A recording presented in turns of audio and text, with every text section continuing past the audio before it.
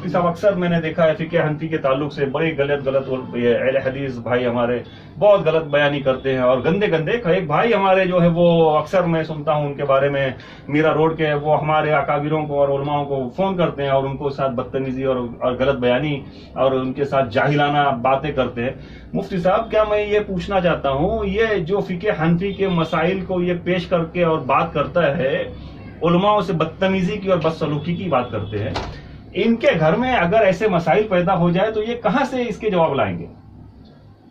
ضرورت پڑنے پہ سچی بات تو یہ ہے کہ یہ فقہ کے ہی محتاج ہے، لیکن جب انسان کی فطرت خراب ہو جاتی ہے تو جہاں سے فائدہ اٹھا رہا ہوتا ہے اسی جگہ کو پھر وہ غلط بولنا شروع کر دیتا ہے۔ یہ انسان کی بد فطرت ہونے کی پہچان ہے، ورنہ ظاہر سی بات ہے یہ فقہ تو قرآن و حدیث کا نچوڑ ہے، اس میں انسان کی تمام زندگی کے مسائل کا حل ہے۔ اور یہ جو بظاہر گندے دکھتے ہیں وہ گندے صرف بظاہر ہے، حقیقت میں یہ مسائل گندے نہیں ہیں، ورنہ اگر حقیقت میں اس کو گندا مان لیا جائے۔ میں کتاب پڑھ رہا تھا فقہ حنفی پر اعتراضات کے جوابات، تو اس میں صحیح احادیث موجود تھی موطا مالک کی اور سنن ابن ماجہ اور ترمذی وغیرہ کی، کہ اللہ کے نبی صلی اللہ علیہ وسلم نے فرمایا اگر ایک آدمی ڈکیتی کرے تو اس کے اوپر حد نہیں ہے، لوٹ گھسوٹ کرے تو اس کے اوپر حد نہیں ہے۔ تو کیا مطلب، لوٹ گھسوٹ کرنا جائز ہے، ڈکیتی کرنا جائز ہے؟ ظاہر سی بات ہے ڈکیتی کرنا جائز نہیں ہے، لوٹ گھسوٹ کرنا جائز نہیں ہے، بلکہ وہاں پر یہ تعلیم دی ہے کہ حد کے چیپٹر میں یہ چیز نہیں آتی ہے، اس کا تعلق دوسرے باب سے ہے کہ اس کا کیا حکم ہوگا۔ تو ویسے ہی یہ جو آتا ہے کہ چھوٹی بچی سے صحبت کر لی تو غسل واجب نہیں ہے، تو اس کا کیا مطلب ہے؟ اس کا یہ مطلب تھوڑی نہ ہے کہ چھوٹی بچی سے صحبت کرنا جائز ہے، نعوذ باللہ من ذالک۔ اس طرح کے کئی مسائل ہیں جو بظاہر انہیں گندے دکھتے ہیں۔ میرا سفر ہوا تھا ایم پی کا، اور ایک بیچارہ بھاجی بیچنے والا مسلمان، اس کو لوگوں نے اہل حدیث بنا دیا تھا، اس طرح کی باتیں اس کے دماغ میں گھسا کر کے وہ یہی کہہ رہا تھا چھوٹی بچی سے صحبت کر لو تو کوئی حد نہیں ہے، اور اسی طریقے سے خون نکلو تو چاٹ لے اور نجاست کو چاٹ لے۔ ہم نے کہا بھائی بات کو آپ سمجھیں، ایک تو یہ ہے کہ اگر ایک آدمی یہ کہتا ہے کہ قرآن پاک میں لکھا ہے اسلام دہشت گرد مذہب ہے، مان لو گے؟ تو بولتا نہیں مانیں گے۔ ہم نے کہا قرآن سے پروف کرے گا تب مان لو گے؟ تو کہتا نہیں چیک کریں گے۔ ہم نے کہا چیک کر لیے تم اور مل بھی گیا تو مان لو گے؟ تو چپ۔ ہم نے کہا ایمانداری کی بات یہ ہے کہ جب وہ قرآن پاک سے پروف کر دیا تب تو مان لینا چاہیے، تو تم کہتے ہو نہیں مانیں گے۔ ہم نے کہا کیوں نہیں مانو گے؟ دیکھو اس کا جواب تمہارے ذہن میں نہیں ہے، لیکن صحیح بات تم کہہ رہے ہو نہیں مانو گے۔ کیوں؟ اس لیے کہ قرآن پاک کی آیت کو اس نے اپنا مطلب لپیٹ کر کے پیش کیا ہے، مطلب جو ہے اوپر سے چڑھا دیا ہے، قرآن پاک کی آیت پہ پھر پیش کیا ہے۔ ویسے ہی ہر باطل جس طریقے سے اس نے قرآن پاک میں اپنا مطلب لگا کے پیش کیا ہے، ویسے یہ بیچارے فقہ پہ اپنا مطلب لگا کے پیش کرتے ہیں، ورنہ اگر یہ اپنا مطلب سے ہٹا کر کے پیش کرے تو کوئی اعتراضی کی چیز نہیں ہے۔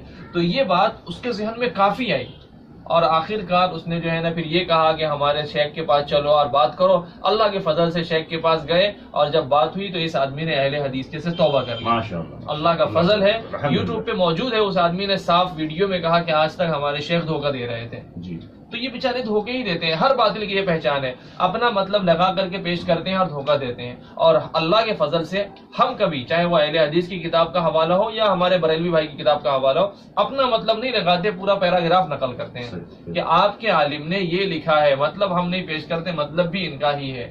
اگر یہ ایمانداری والا رویہ ہو جائے تو پھر دوری نہیں بڑھے گی۔ یہ جو دوریاں ہو رہی ہیں نا آج، اختلافات اور فرقہ بندی، یہ اسی وجہ سے ہو رہی ہے کہ عبارت کو کاٹ دیا جاتا ہے اور اپنا مطلب اس میں شامل کر لیا جاتا ہے، پھر پیش کیا جاتا ہے، تو ایک آدمی کنفیوز ہوتا ہے۔ تو اس آدمی کو کنفیوز کرنے میں اور سماج کو خراب کرنے میں ان لوگوں کا ہاتھ ہے جو اپنا مطلب لگا کر کے پیش کرتے رہے، ورنہ فقہ بھی کوئی اعتراض کی چیز نہیں ہے۔ اور اگر واقعتاً فقہ اعتراض کی چیز ہے تو پھر منکرین حدیث کا جو حدیث پہ اعتراض ہے وہ بھی اپنی جگہ صحیح رہے گا، نعوذ باللہ من ذالک۔ اور دہریہ کا قرآن پر جو اعتراض ہے وہ بھی صحیح رہے گا، بلکہ اللہ پر جو اعتراض ہے نعوذ باللہ وہ بھی صحیح رہے گا۔ آخر کس دلیل سے دہریہ کا قرآن پر اور اللہ پر اعتراض غلط مانتے ہو؟ منکرین حدیث کا حدیث پر اعتراض کس دلیل سے غلط مانتے ہو؟ اگر جس دلیل سے وہ غلط ہے تو تمہارا بھی اعتراض فقہ پر غلط ہے، اور تم سے چھوٹے والے لوگوں کا صوفیہ پر اعتراض وہ بھی غلط ہے۔ اصل میں ہوا یہ ہے کہ ان بیچاروں کی بدقسمتی کہ قرآن پاک میں سے ان کی قسمت میں متشابہات آئے ہیں، یعنی قرآن پاک میں جو متشابہ آیات ہیں ان کے پیچھے پڑھنے کا حکم نہیں تھا، اس میں پڑھنے لگے، تو ظاہر سی بات ہے یہ خود بھی پریشان ہوں گے اور سماج کو بھی پریشان کریں گے۔ ویسے ہی فقہ میں کچھ مسائل ایسے ہیں جو شاذ ہیں، یعنی جس پہ ہم نے عمل نہیں کیا، جو ایک وقتی ضرورت کے لیے فتویٰ دیا گیا تھا۔ مثال کے طور پہ صحیح بخاری میں حدیث موجود ہے، وقتی ضرورت کے لیے اللہ کے نبی صلی اللہ علیہ وسلم نے ایک جوان آدمی کو کہا کہ ٹھیک ہے اس عورت کا دودھ پی لو۔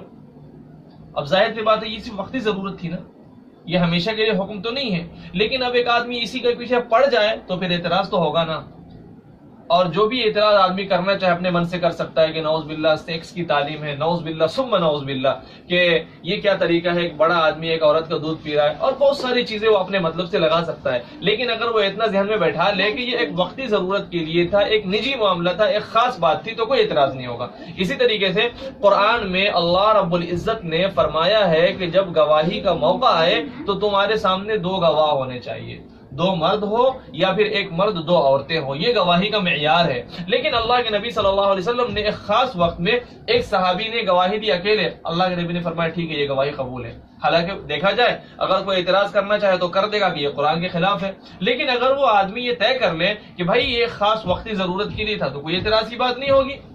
اس طرح کئی ساری چیزیں ہیں، اگر وہ اسلامی ذہن سے سوچنے لگے تو اعتراض ختم ہو جائے گا، لیکن آدمی اسلامی ذہن سے نہیں سوچتا، علم کے انداز میں نہیں سوچتا، جاہلانہ انداز میں سوچتا ہے۔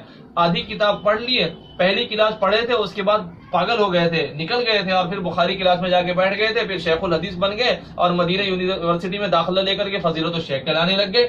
تو یہ وہ لوگ ہیں جو بیچارے کتابیں نہیں سمجھتے اور پھر کوئی لیبل لے لیتے ہیں، عہدہ لے لیتے ہیں اور جا کر کے لوگوں کو کنفیوز کر رہے ہوتے ہیں۔ علم سے دور ہونے کی وجہ سے ایسا ہو رہا ہے، ورنہ اگر حقیقی معنوں میں کتاب کھول کر کے دیکھ لیا جائے اور کس پس منظر میں کیا بات کہی گئی ہے، اس بات کا کیا بیک گراؤنڈ ہے، تو کوئی اعتراض نہیں ہوگا، اور اگر اعتراض کر نہیں ہے تو پھر بڑھو آگے۔ میرے ایک دوست ہیں جو اہل حدیث بن گئے، انہوں نے مجھ سے یہی کہا یار فضائل اعمال میں ایسا ویسا ہے۔